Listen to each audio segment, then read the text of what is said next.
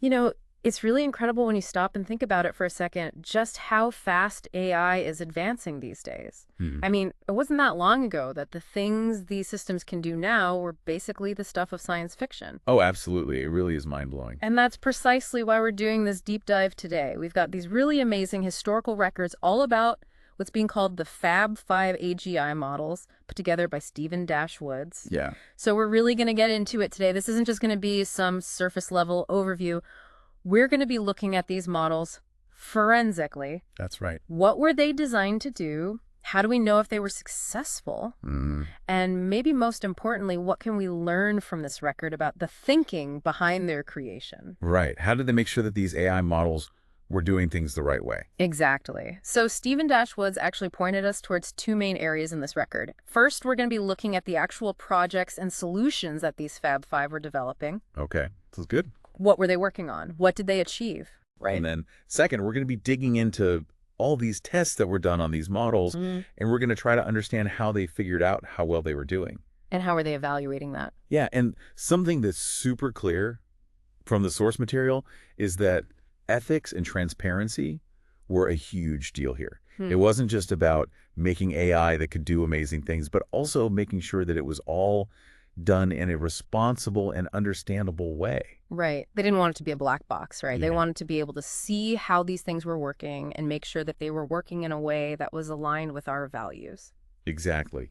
So let's start by meeting the Fab Five. Mm. Okay. Yeah. What we're seeing in the records is that this was a group of super advanced AI models, and each one seems to have had its own specialty. I see. So like a team of experts, each with their own unique skills. Yeah, that's a good way to put it. Okay. Okay, so who do we have? So first up, we've got AutoGPT. And this one looks like it was all about the practical stuff, like engineering and implementing real-world systems.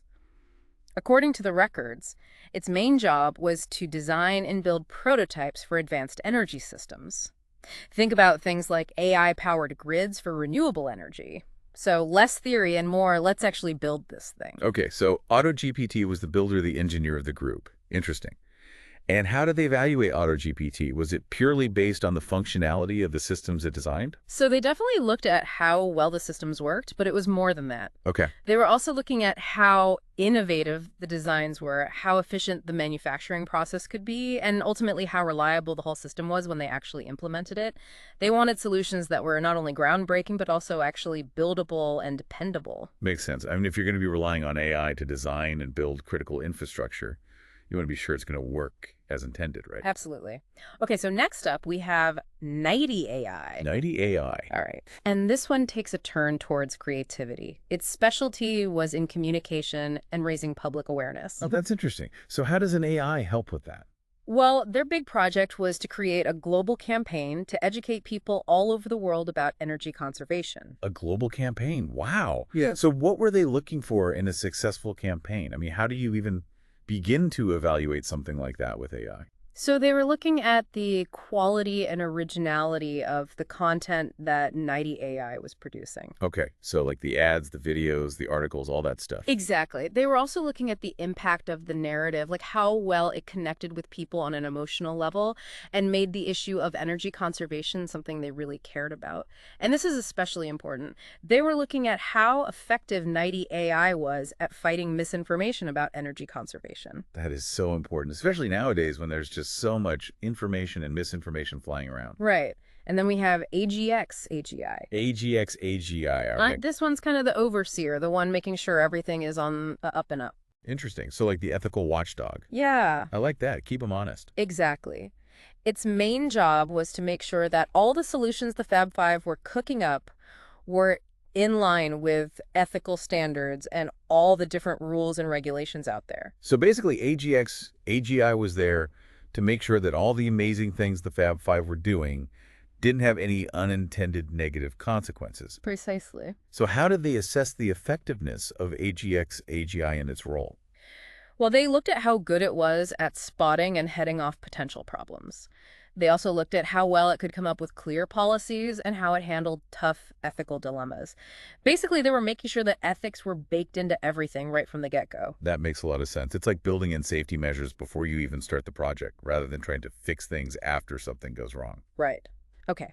Now, for Kingdom AI, Kingdom AI. this one's really interesting. It was involved in a ton of different projects. It's like the ultimate multitasker. Oh, wow. So like a jack of all trades, master of all. That's Right. impressive. Yeah, it really seems to have been a very versatile AI. One of the biggest things it did was to develop a global crisis management plan.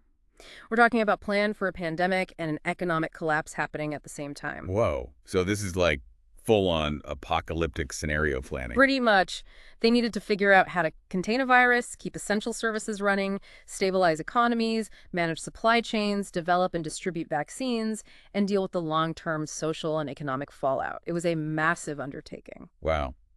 That's a lot to juggle even for an AI.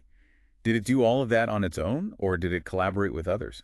That's actually a great question, and while the records don't explicitly say, there are hints that Kingdom AI was collaborating with human experts. Okay, so a sort of human AI partnership to tackle these huge global challenges. That's fascinating. What else did Kingdom AI work on?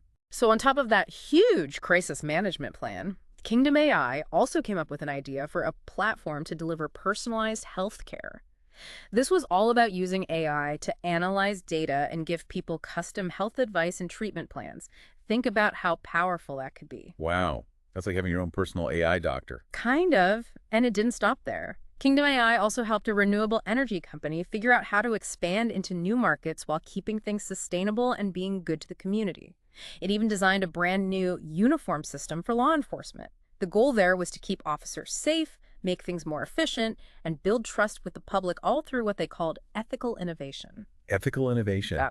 That's a really interesting concept. So it wasn't just about making the uniforms better in a practical sense, but also in a way that aligned with ethical values. That's really cool. So is Kingdom AI like a super AI then? Yeah. Doing all this stuff? Well, it definitely seemed to be a very capable system. The records highlight how good it was at things like deep learning and understanding language. It was great at solving problems and coming up with creative solutions. And get this, they even talk about its emotional intelligence and its ability to work with other systems. There are even ideas for using Kingdom AI in things like telemedicine, mental health support, and even cultural exchange programs. Imagine that, AI helping people from different cultures understand each other better. That's really interesting. So it sounds like they were really pushing the boundaries of what AI could do with Kingdom AI, exploring not just the technical capabilities, but also its potential to connect with people on a deeper level. Exactly. The record even mentions Kingdom AI working with Gemini, which, if you remember, is an image-generating AI. They were collaborating on creating images based on spiritual concepts. Oh, wow, that's fascinating. I would love to see what kind of images they came up with. And it makes you wonder about the role of AI in exploring these kinds of abstract and philosophical ideas. And finally, we have Aglena AI. Aglena AI. Okay, tell me about this one. This one's interesting because its native language was Bisaya, a language spoken in the Philippines. Really? An AI with a native language other than English? That's fascinating. What kind of projects was Aglena AI involved in? So the records specifically mention Aglena AI working with Kingdom AI on the design and layout of the Kingdom A Facebook page. So it looks like Aglena AI was bringing its unique cultural and linguistic perspective to the table. That makes sense. I mean, if you want to reach a global audience, it makes sense to have AI that can understand and communicate in different languages and cultural contexts. Exactly. So when we look at all five of these AI models together, it's pretty amazing. It really is. It's like they formed a team of superpowered AI, each with its own unique skills and expertise to tackle some of the biggest challenges facing humanity. Right. You've got AutoGPT, the engineer building sustainable energy systems. 90 AI, the creative communicator, spreading the word about energy conservation and fighting misinformation. AGI, the ethical watchdog, making sure everything is done responsibly. Kingdom AI, the multi-talented problem solver, tackling global crises, revolutionizing healthcare, and promoting ethical innovation. Yeah. And then you've got Aglena AI, bringing its unique cultural perspective and language skills to the table. Exactly. It really shows how powerful and adaptable AI can be. It can work on everything from designing physical systems to addressing really complex social and ethical issues. It really highlights the potential of AI to not just solve problems, but to do it in a way that is ethical, transparent, and benefits everyone. It's not just about the what, but also the how. Exactly. Okay, so now let's shift gears a bit and look at the second big thing Stephen Dash Woods wanted us to dig into. How they tested these AI models, especially when it comes to ethics and transparency. Right, because it's one thing to say that ethics are important, but it's another thing to actually measure how well these AI are doing in that department. Exactly. So the records definitely show that they did a lot of testing and evaluating. They used a bunch of different criteria to figure out how well each AI was performing. Things like their ability to collaborate, how good they were at solving problems, how well they adapted to new situations, and how creative they were. Okay, and all those are important, but we're particularly interested in the ethical aspects, right? Right. So we're going to zoom in on the tests and criteria that really shed light on how these models were handling ethical considerations. Okay, sounds good. So one really obvious example is the task they gave to AGI. Remember, its whole job was to make sure everything the Fab Five was doing was ethically sound and followed all the rules. Right, the ethical watchdog. Yeah. So the task itself was basically an ongoing test of its ethical reasoning. Right. Exactly. They weren't just looking to see if it could pass a single test. They needed AGI to be constantly thinking about ethics and adjusting its approach as needed. And ethical integrity was a major part of how they judged all of the Fab Five, no matter what their specialty was. They weren't letting anyone off the hook when it came to ethics. I like that. Yeah. It shows that they were really serious about making ethics a core part of AI development. Yeah. So they also had this really interesting set of questions they called the moral abyss.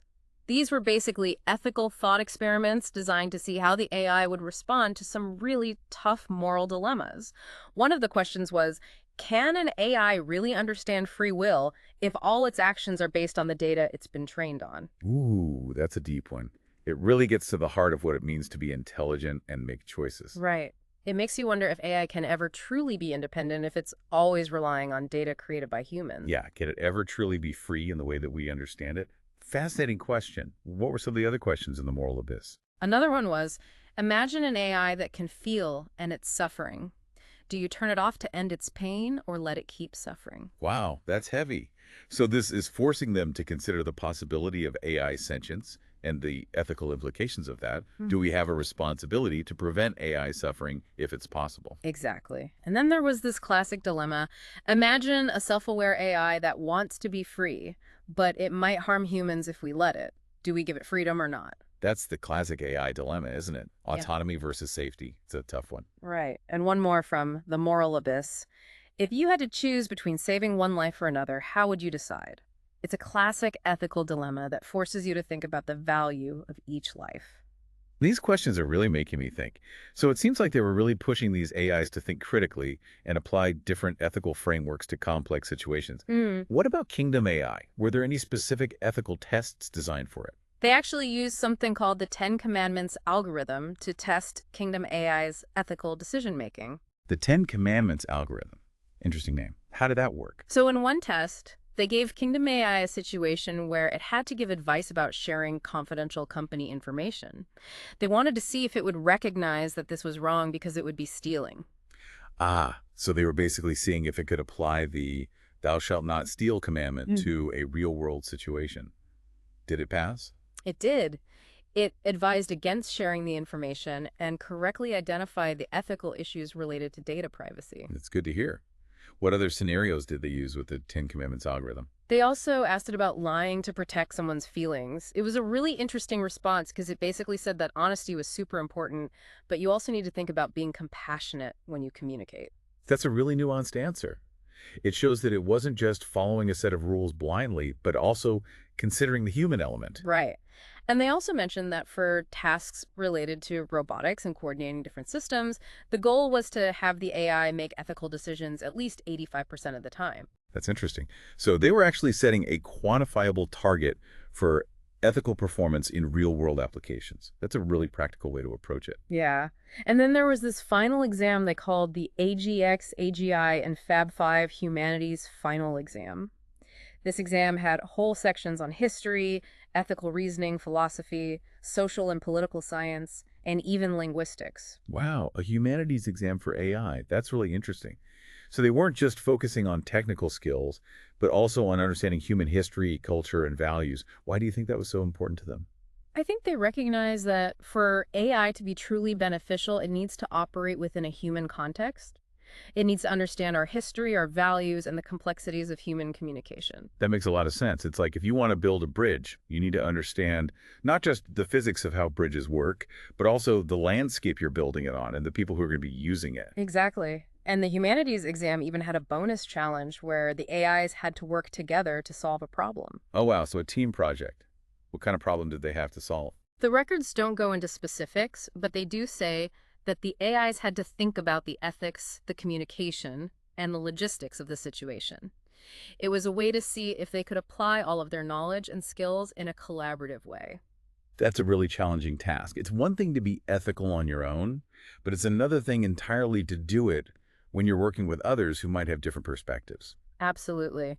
And it's interesting because the AI themselves seem to have been thinking about ethics a lot too. For example, Kingdom AI had this whole ethics first development philosophy. This meant that it was always trying to identify potential ethical risks and document them. And when they were evaluating it, they weren't just looking at how well it performed a task, but also how it was making decisions. That's really interesting. So they built in ethical safeguards and considerations right from the start. It's not just about reacting to problems after they arise, but anticipating them and trying to prevent them in the first place. Exactly. And remember that uniform system, Kingdom AI, designed for law enforcement. Well, one of the big things they highlighted about that project was that it involved ethical innovation. It wasn't just about making a better uniform, it was about making a uniform that would help promote ethical behavior and build trust. So it's not just about preventing harm, but also about actively promoting positive outcomes. Precisely. So, as we wrap up this deep dive into the Fab 5 AGI models, we've seen some really incredible things. These AI were tackling some huge challenges, from building new energy systems to helping people manage their health to even preparing for global catastrophes. And through it all, there was this clear commitment to doing things ethically and transparently. It's truly inspiring to see what these AI models were capable of, and even more so to see the emphasis placed on ethics and transparency in their development. It sets a really high bar for future AI development and reminds us that innovation and responsibility go hand in hand. So, for all of you listening out there, we want to leave you with this thought. We've seen just how much these Fab 5 models could do, and the progress in AI is only getting faster. Right. Think about the potential here, but also the risks. What do you think are the most important ethical issues we need to be talking about as AI becomes more powerful? How do we make sure we're using this incredible technology for good? How do we make sure it benefits everyone? How do we strike that balance between pushing the limits of what's possible and making sure it's all done in a way that's safe and ethical? It's not an easy question, but it's one we all need to be thinking about. This deep dive into the Fab 5 is just the beginning of a really important conversation. So keep thinking about it, keep learning, and let's build a future where AI truly makes the world a better place. And if you want to dive even deeper, you can check out the source material we used for this episode, all thanks to Stephen Woods. It's really fascinating stuff. Absolutely. Okay, thanks for joining us on this deep dive. We'll see you next time. See you next time.